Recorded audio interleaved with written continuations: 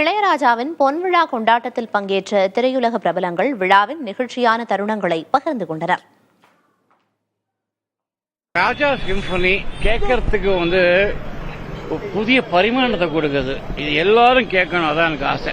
அந்த பாட்டே அவர் கொடுக்க வேண்டிய பெரிய பாராட்டுல பெரிய பாராட்டுன்றது தமிழ்நாடு கவர்மெண்ட் கொடுக்கறது பெரிய விஷயம் இல்லைன்னு சொல்லல.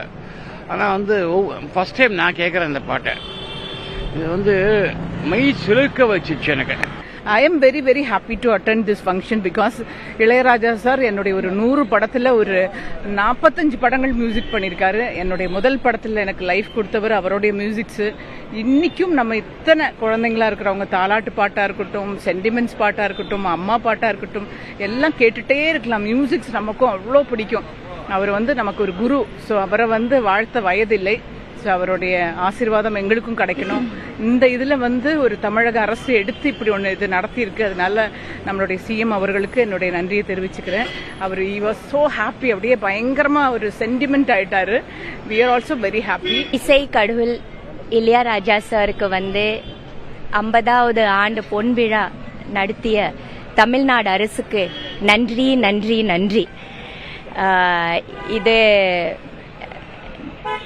இது ஒரு ரொம்ப அழகான ஒரு தருணம். இந்த தருணத்துல நான் இது ஃபுல்லா நான் பார்த்தேன். இந்த நிகழ்வை பார்க்கறதுக்கு நான் கொடுத்து வச்சிருக்கேன்னு நினைக்கிறேன். ரொம்ப ரொம்ப சந்தோஷமா இருக்குது.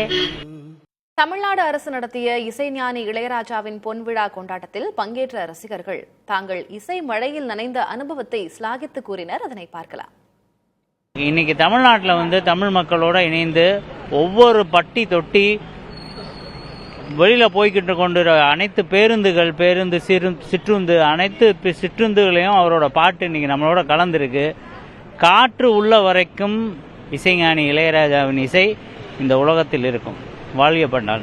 இசை இன்தமிழ் இசை அரசன், இசை ஞானி, மேஸ்ட்ரோ, டாக்டர் ராகதேவன், இசை சக்கரவர்த்தி, ஒரு படைப்பாளி என்றெல்லாம் போற்றப்படும் நமது இசைஞானி இளையராஜா அவர்கள் சிம்பனியில் பண்ணியிருக்காங்க. அதை நம்ம தமிழக அரசு அதை நம்ம இங்கே பண்ணாங்க நேரு ஸ்டேடியத்தில்.